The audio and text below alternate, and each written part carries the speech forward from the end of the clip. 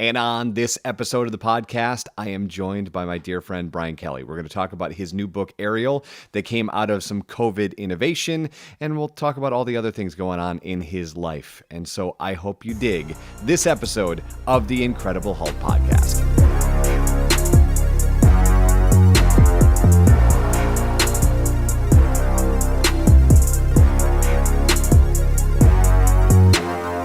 Hello, friend. Buddy, am I on mute? No, I'm not on mute. Oh, God. Are we still doing this? We've been doing this for 160 days. Dude, I hardly got on one yesterday. Are you going to ask if you know how to share your screen, too? Is that happening? Can you see my screen? Dude, I never present. I'm always listening. I'm always just listening to everybody, and that's it. And I just, I'm a vessel that you fill me up with information.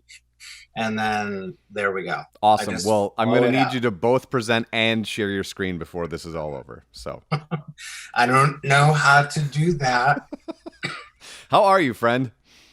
I'm doing great. I feel good. You know, it's a busy time. Kids are getting back to school. Don't know how long. We're gonna ride it out, man. As I told my neighbor yesterday, we're going to do a thing. I don't know what that thing is, but we're doing something. So, online, offline, in the middle, at a parking lot, whatever. We're going to do something here. So that is very true. Something will occur. Yeah, we're pretty sure. I can promise you that something will occur. Yes.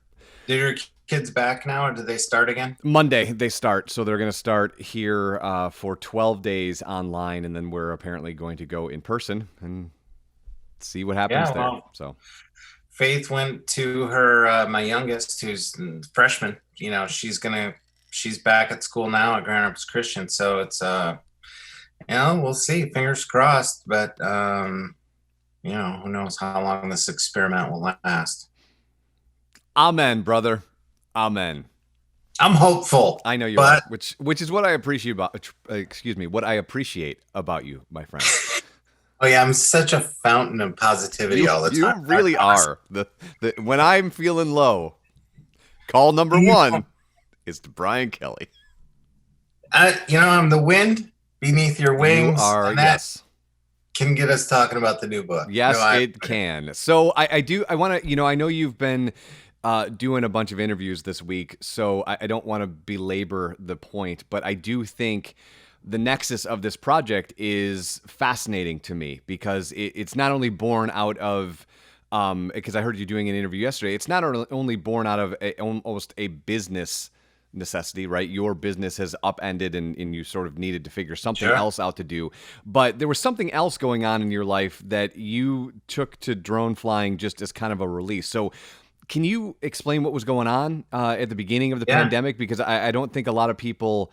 Yeah. If they haven't heard the story, they're going to be blown away because I'm not sure a lot of people could do what you guys did at the beginning of all this. Yeah, well, 2020 for everybody. I just want to underscore this from the jump. It's been a horrible year, tumultuous for every single person. I don't care if you kind of came through of it unscathed and you're still whatever. The point is it's been tough for everybody, and my story has a few additional wrinkles to it, our family story. And the other little preface I would say before I really dive into what you're asking me about is I had no intention of doing a book when I started flying a lot, my drone. It was the farthest thing from my mind. This was basically got flying a lot in April, May, June, and then I thought about a book, but not for a while. So COVID hit. I'll back up one spot. My daughter, Faith, who's 15, has cerebral palsy, and she's had a series of surgeries throughout her life to correct and help with some of the demands and stress on her body from cerebral palsy. So she was scheduled for double leg surgery, very complicated surgeries on her knees and on one of her lower legs. And spare the details, but it required us to be home 6 weeks for bed rest. That was in February mostly, a little bit of March. And then scheduled to go to Mary Free Bed Rehab Hospital for 6 weeks of inpatient care. I mean, 24/7 rehab. She basically had to learn how to walk again and get stronger.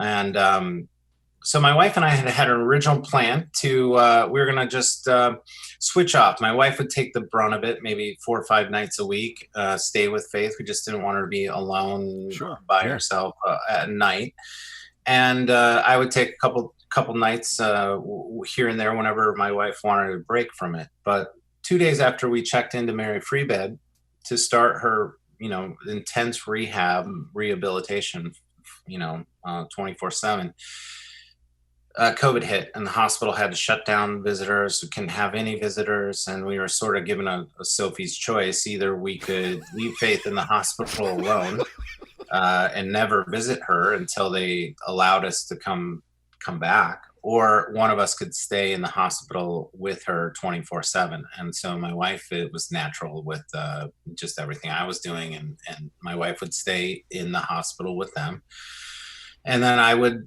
leave and stay home with my older girls. Hannah's 20, almost 21, and my other Maddie is 18 and 19, sorry, and she'll hate me for that. 19 and living at home. So I stayed home with my older girls. Kathy took that, but a weird time, right, Eric? I Sure. was, Yeah. disconnected from my wife and my youngest child. They're doing this intensive therapy. I can only talk to them via FaceTime. I'm having fun with my older girls and enjoying that relationship, but I was really stressed. My business had started to implode. Could just sort of see the writing on the wall, and we couldn't do photo productions, photography. We couldn't do any video production. I'm a pretty stressed dude, at that point, Yes. and I just started to fly my drone. Just in the mornings, I'd get up. I wasn't sleeping real great, and I'd get up in the morning and start at sunrise, even 45 minutes before the sun even got up. I was getting up at 5:30, heading out and flying, and just as a way to relax. It was kind of a meditation. I wanted to stay creative in photography, but I couldn't do my normal portraiture. I couldn't really use my studio in a way that I wanted to and how I normally do it. So it was something I could do that was safe. I could just take my drone up. I didn't need a crew. I didn't need, help. My normal productions have, help people helping me light things and just to help everything go smoothly. But I could do it safely, and I could just fly. And I'd go out at night, and I just started to accumulate. I'd go around different parts of the city and just try to get different angles, and with my So, drone. can I stop you for just a second, Yeah. Brian? Because what I think is interesting about this is have you had time to sort of reflect back on the moment where you're like, this is I'm super stressed. This is too much. I don't know what to do. Fuck it. Let's go. Let's fly. I'm going to get out because you made the choice to get out of bed, even though you weren't sleeping well, to go up before the sunrise. What can you put words around that moment where you're like, maybe this will help. Let's go do this tomorrow morning. Yeah. And the other thing I should share is I'm not a morning No, no, person. I I'm and I not at know all. that, but that's what I'm saying. Yeah. Like you had some sort of thought in your head. It's like my sleep sucks, and I can't get my head to chill out. So whatever, Yeah. let's get in the car and go.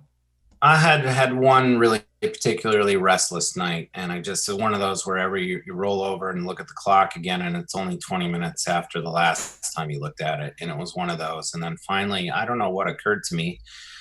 I had been flying. I had been flying my drone a lot for another project, a video that I'm really proud of called, it's under the Be the Bridge Sure. hashtag in Yep. Grand Rapids, and it was kind of this. I had a lot of drone footage in it, so I'd been flying a lot for that, and that project ended, and really released it. But I had sort of been in this flight mode. I was trying to get some really great video shots of the city for that particular video. But that one particular night, I was just like, and I remember looking out the window at like maybe 5:30, 5:45, somewhere in there, and I could just see the light hitting above the trees, as I peeked out my window as I laid down.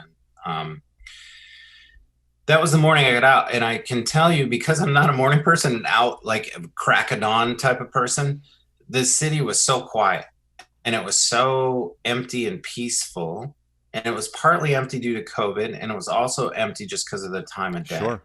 And then I started flying, and once I got it up, and you can just watch on your remote controller just this graceful sort of passing of the city. And then I would see something, and I would stop, and then take a bunch of photos and adjust and just tweak everything because I had time, and really enjoyed it. And then I started to do that at night, and then I started to do that the next morning, and the next morning, and the next I just got addicted to it, and it was really more of a, oh, I just loved how the city felt in the morning, and just that quietness. It's what I needed at the time. I'm not normally, I'm pretty even keel. Like I can take a pretty good load of stress in my life and not have the wheels come off. It was just part of our, unfortunately, some of the profiles that we've, some health crises we've had with our kids. You just have to deal. You can't, you just have to Sure. Yeah. head down and go. But I don't know that I've consciously felt really really down or anything. I not that, but the fact that I was getting out of bed and I was getting something back from the city, just this love affair that I have with Grand Rapids, and also just this therapeutic sort of flight time I was getting, really important. In hindsight, after that's a long-winded way to get to your question, but I was getting something out of it that kept me getting up. And it wasn't just the photography. I didn't, Yeah. I love the city, but I wasn't thinking about a project. I wasn't thinking about a book. That came 2 months after I started flying, just for stress relief. Well, and people who might not know this part of your story, I know this has become a part of this story, but prior to this, your start in photography was falling in love with the city. If I remember the story correctly, the first time you and I did a podcast was you just going, I'm going to take some black and white photos for this class and see what happens. And then we're selling these pieces and then we're off to the races. And so your love affair with this city at this point is over 20 years old. But you did an interview yesterday, and I thought it was interesting, and they didn't really stop on this because it wasn't what they were talking about. But for me, you talked very briefly about seeing the city differently and paying attention to design differently, because as a human, we see building design in almost without drone flight in two facets. We see it from the ground on the outside, from the ground on the inside, and maybe we see a drone shot. But what was happening as you would fly and you would see something and you would stop? What were the things that were kind of jumping out to you that you had not seen before? Because you've flown the city a ton, but when you talk about this book and the project first, the book second, you've got a different sort of energy about the way you're talking about it now.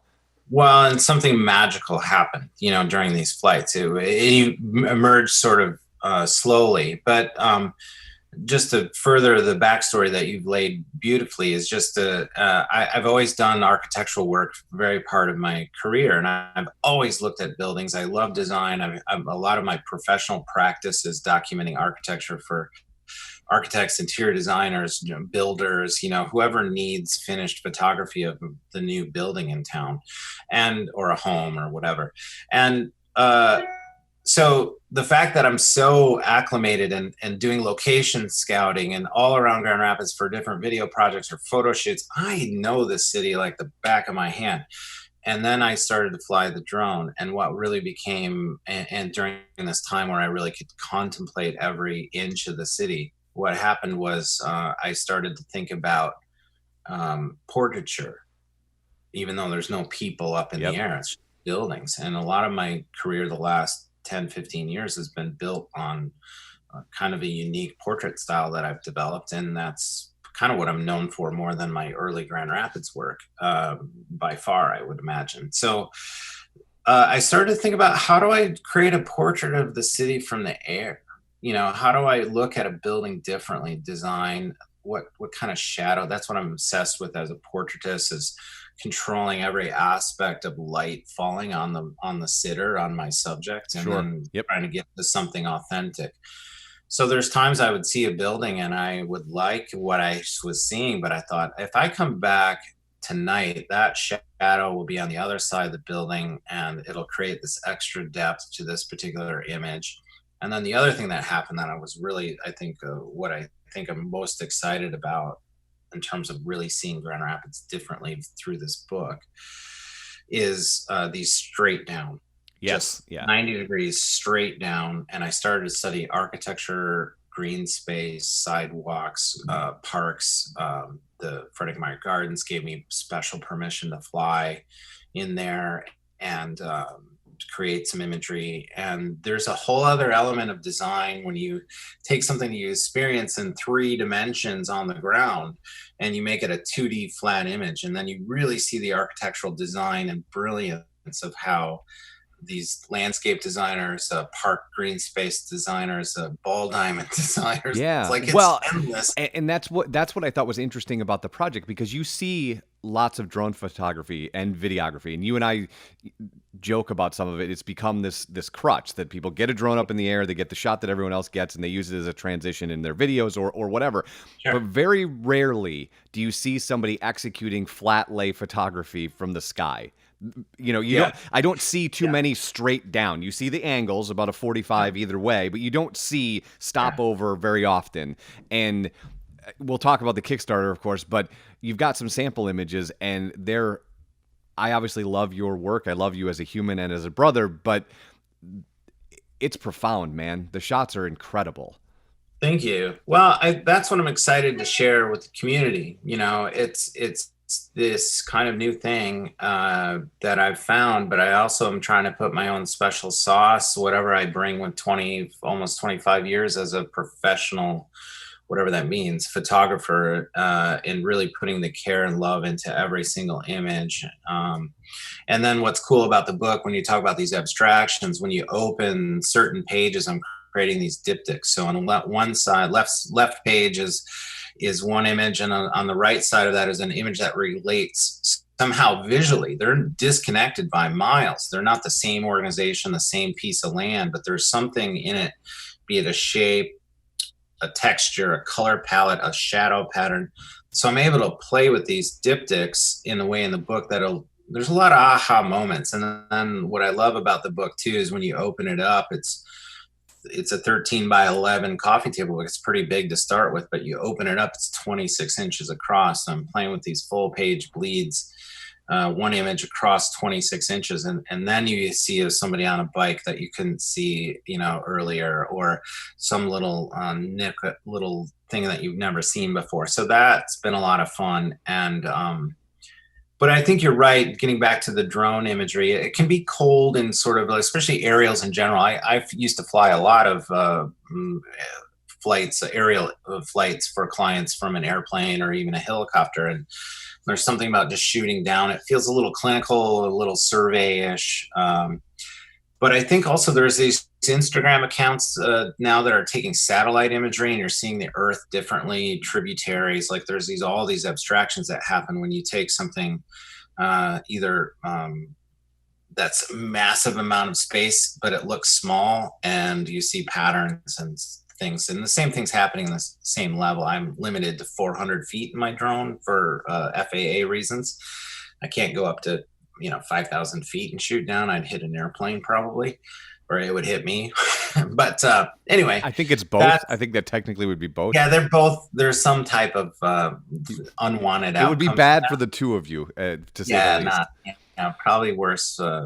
Worse for the drone, but who knows? It depends. So yeah, I mean, as long as we're on that point, I am an FAA certified drone pilot. You have to be a commercial drone pilot to generate this, to even create a book and sell something like this. You can't do it as a hobbyist. So the drone can really take the viewer safely to places that an airplane or even a helicopter, and I've done some amazing helicopter shoots downtown, 75 feet, and flying right up the Grand River. That was amazing, but it's still not as convenient and safe as a drone is. So really cool, can tuck up into buildings and create these other patterns that happen. So I think it's a unique thing. It's one of those things you don't know. I pivoted as an entrepreneur. I'm like, I have all this extra time. I'm not being asked to do my normal production of workflow with photography and videography. Let's just drill into this and see how many images I can get and make a book, and then see if people think it's as unique as I do. I love it. I'm fascinated with it, but I'm also invested in it. Right. And I'm hoping that people love it as much as me. But I really, truly believe, as much as I looked at the city day in and day out, my life, this community and this city has given me so much from the early part of my career, this is my mouse pad. It's the Night After Night Grand Rapids book that came out 20 years ago. I've always been, you know, trying to reflect the city in some light, and in some way, it's given me so much that this feels like a great time for people to just pause and look at our city in a different way. It's not political; it's a breath of fresh air. We can just look at hopefully beautiful images of a city we all love. Did you? This might sound a little bit philosophical, but I'm going to give it a shot. Did If we go to night after night where you're shooting a completely different style, there weren't even drones at that point. You There were weren't even digital cameras then. right, There was right, no. right. But you were having a conversation with the city through images. This again, you're having a conversation was, and again, I know this is an odd question, but I feel of all the humans I know, you'll understand what I'm trying to say. Was your what did you learn something from the city through talking via the drone? You know, night after night, morning after morning, shooting after Yeah, shooting after shooting, you guys are creating a rapport, even though it's an inanimate object. It clearly has a soul and it clearly has something to say through design. yeah. How, Well, how different was that conversation than, let's say, not even 20 years ago, 2 months ago when you did Be the Bridge? right. Well, I was there. I mentioned this. There's nothing political to see in this thing, but there is something that one of my partners, charitable partners in the book, is Disability Advocates of Kent County, and I was talking to Dave, their CEO, a while back when I invited them to receive funds, portion of the funds from this book, and it really struck me because a lot of the images that we see from my book and this different perspectives, it looks beautiful. Grand Rapids looks perfect. It really looks beautiful. I've chosen the best part of the day, the most beautiful skies, the most beautiful shadows and details and line and shape and form I can possibly do. But on the ground, things aren't that great, for a lot of people. And that's a big thing. I mean, we've had a summer of quite a bit of unrest and social protest, and there aren't overt images of that, but that's all happening on the ground. I've flown in all parts of the city. This isn't just a downtown book. I've flown on the west side, the southeast side. I've flown on the northeast side. I'm trying to be not just downtown Sure. centric, Yep. although that's where there's some places you want to photograph and fly with the drone that they're just nothing tall enough or visual enough to play with. So it does eliminate flatter areas and some other things that aren't as densely populated with park space or something. But there's an image in the book, a diptych that I'm putting together that's right down by the Ford Museum. And one thing I've noticed around town is I go around even in the mornings, and you get downtown and a wide radius from the Rosa Parks Circle. There's a tremendous amount of homelessness in this community, especially now. And I see these people and they come up and chat with me, and I love to chat with them. And they're curious about the drone. But there's a diptych going in the book that's near the Ford Museum, and it looks great. They've just redone a Novelin Park, new kind of amphitheater seating on the west side of the river, and there's the mounds of the Native American mounds there, and they put sidewalks. So from the air, it looks very concentric circles. It's perfect. It's just eye candy for me. And then there's a new water fountain that they put in a few years ago with 3 sculptures in it, and it's a circle. And I noticed from the air, that there was more going around this water fountain than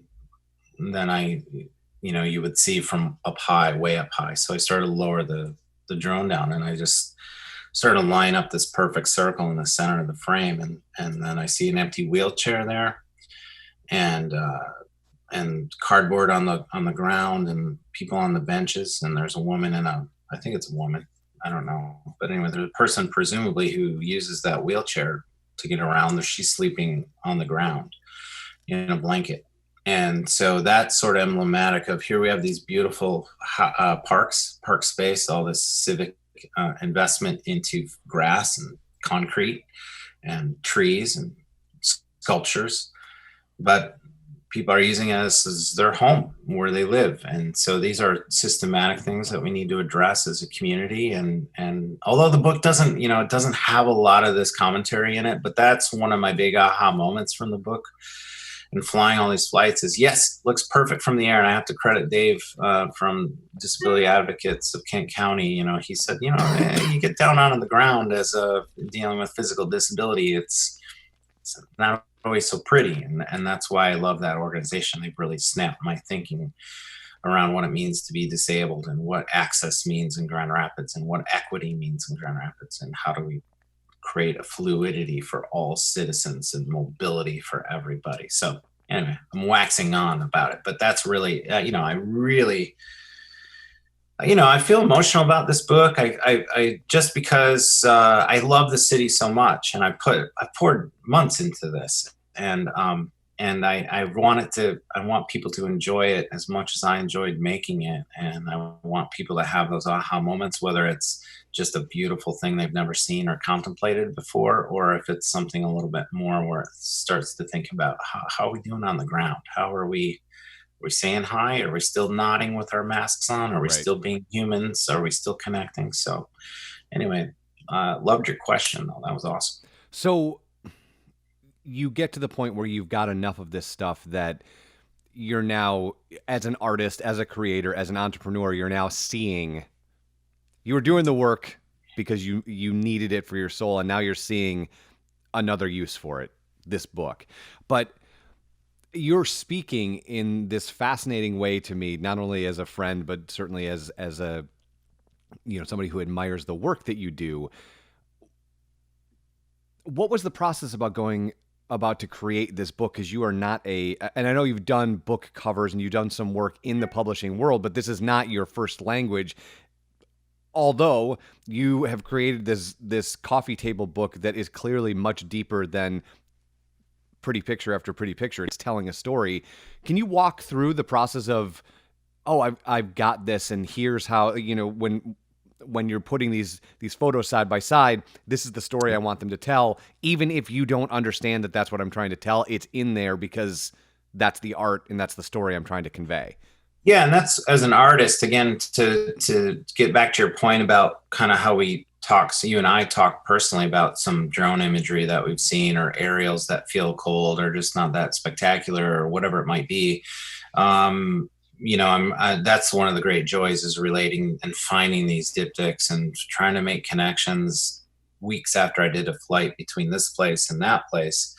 And actually, I know our audience can't see, but I'm on Zoom, but I'm in a spare bedroom above my garage, and there's a spare bed here, but on top of this bed is hundreds of 4x6 prints. And I'm starting to, not starting, I've been underway a long time, but just creating these diptychs, and I'll try these together. And it's basically, I'm laying out the book ahead of time and trying to find these relationships, and you'd be amazed how much I move this from up here and that doesn't match, this is way better. I'm always kind of trying to relate that and see them on the pages and project that out. So it's what I've been doing as a gallery owner, is sequencing our exhibition shows, and you're very careful about what's the first image people see, what story can you tell with this exhibition.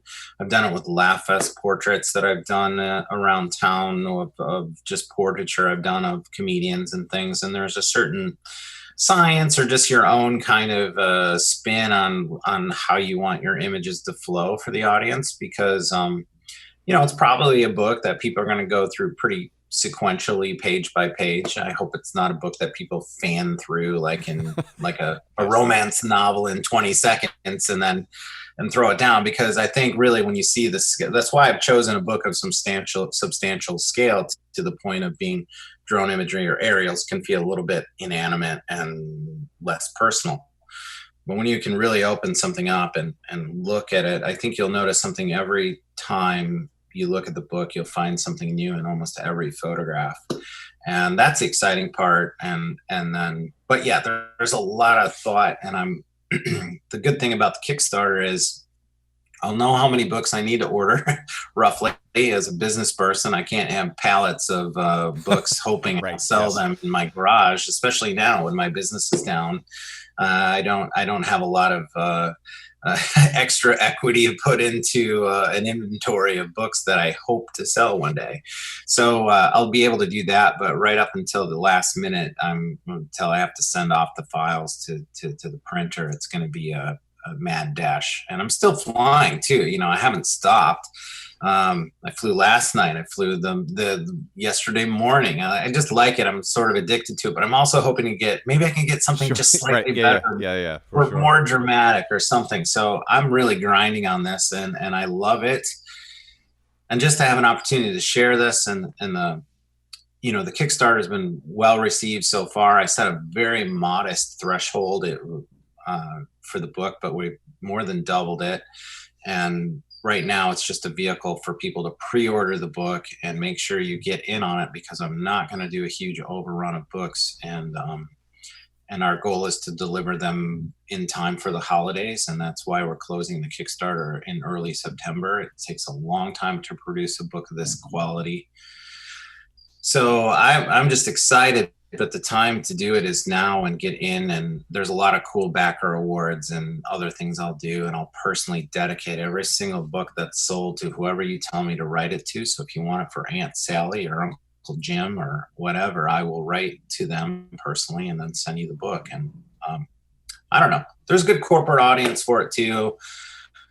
Just as long as I'm on sales mode, Eric, I'm sorry, but there is, Well, if you have, we're wrapping this up, so I figured sales mode was coming anyway. So yeah. Well, there's a few entities and organizations that have reached out already about the book and would like to use it to present as staff or employee gifts. Who knows if you can have a holiday party this year and do an expensive dinner or catering or all that stuff. So this is a really nice way, if your company's identified at all with West Michigan, or as a thank you to top clients, particular partners that you have. It's really a perfect book. Again, there hasn't been a book of the city like this to really share that I've seen. I think it's the first one in probably 10, 15 years. And then on top of it, it's the first book of aerial imagery. So a couple unique things there. And, you can go to Kickstarter and check it out, but it closes on September 3. September 3. And so just to kind of finish up the salesy part of it, they're backing the book for how much money to get a copy of it? What's the cost? Yeah, the normal retail is $69. If you buy a single copy, it's $59, but there is some shipping added to that because of COVID. We can't gather for book signings. I'm just saying for no extra charge, I'm signing and dedicating every single book. So I hope to get a lot of writer's cramp and getting these books out, but it's to ship it safely to your door for convenience. But if you buy 2 books, it drops to $49. You save $20 per book. If you just buy, there's a 2-book bundle, it's called, and $49. And I tell you, this book, I was fighting with the publisher, the coordinator who's helping me with everything. He's here in Grand Rapids, and he's like, "This is a $99 book, Brian. You should be selling this for $99 based on the scale and the quality and the beauty of it." And I just said, "I'm not doing that. This has been a rough year. I'd rather get more out than maximize." So picked a retail of $69, but right now the Kickstarter, there's a lot of other cool rewards, especially at the upper levels, big prints available. If you need something for the office bundled with books, and also there's even a level where you can go flying with me. You don't even have to have a drone, but I'll give you a private drone aerial workshop. We'll go out in Grand Rapids. You can fly my drone. I'll be there all the time, just helping you fly and get your handle on it. If you have your own drone, you can bring your own drone. We'll fly together and go up and do some stuff. The cool part about that is the photos we make together that night. I'm giving you all the high resolution files from my drone, and you'll have your own sort of cache, a library of images to play with if you want. So it's just been fun. Somebody already signed up for that level. I can't That's wait awesome. to go flying with them. So there's a lot of cool little things. It's all on the Kickstarter. There's a video that explains it. And even if you're intrigued with this conversation, my last appeal, Eric, would be to your audience. If you just are not in a position to buy a book right now, just share the project. If you love Grand Rapids, or you have a friend who lives out of town who you want to move back, it's just share it, get it out there. The virality, trying to get this to go a little more viral. I'm very pleased with where we're at, but the more attention and eyes I get on it, the more people that we can help. Two organizations, Married Free Bed Rehabilitation Hospital and also Disability Advocates of Kent County. So a portion of every single book sale goes evenly to those two organizations, and I'm thrilled with their partnership and be able to, my last point, I keep saying that, Eric, sorry. It's all I have good. you hostage right now. I have you hostage. Which is weird since So, my name's on the thing, but okay. uh, the point is, this is a community book. I'm using images. I've taken these photos from the community.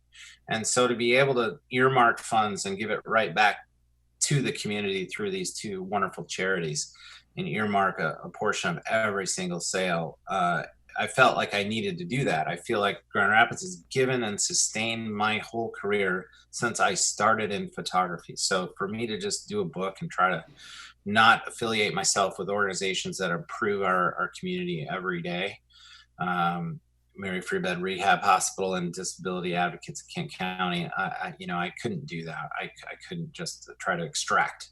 And I'm already trying to create this visual love letter / poem of the city in this aerial form. So I feel great about the affiliations. Right now, we just want to get people to the Kickstarter and get in now, because who knows if I'll have any copies left when they arrive in November. I believe what you mean to say is get in now because I won't have any copies available when things are left. So buy them now.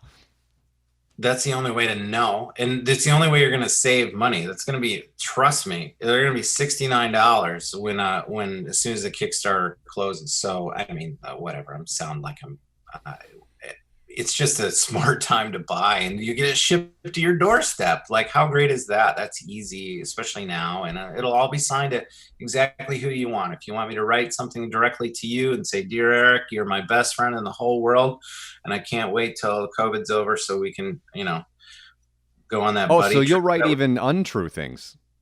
Yes, I will write whatever people tell me. If they buy the book, it doesn't matter. I will say anything at this point. All right, my friend. If people want to look up the book on Kickstarter, if they're not connected with you in social, give them all the details. Yeah, if you just go to Kickstarter.com, and if you search keywords of Grand Rapids or Brian Kelly or Ariel, or just put in Grand Rapids, it should be in the top result, I would imagine. And you can also find more on my Instagram link at Brian Kelly Photo. There's a link in my bio right to the same Kickstarter page. But connect with me on, just search Brian Kelly Photography on Facebook. Hit a like, follow me, or personally friend me. And I'm not shutting up about this until September 4. So there's a lot of ways to get the information, and I just hope you check it out, because it's a fun thing, and I really appreciate your friendship, Eric, and you you've been a touch point throughout the summer, and I appreciate you and all you do in your awesome podcast. I appreciate you, my friend. Have an awesome weekend, and good luck with all this. I'm so excited to see what happens on September 3. You're the man. We'll get together soon. See you, buddy.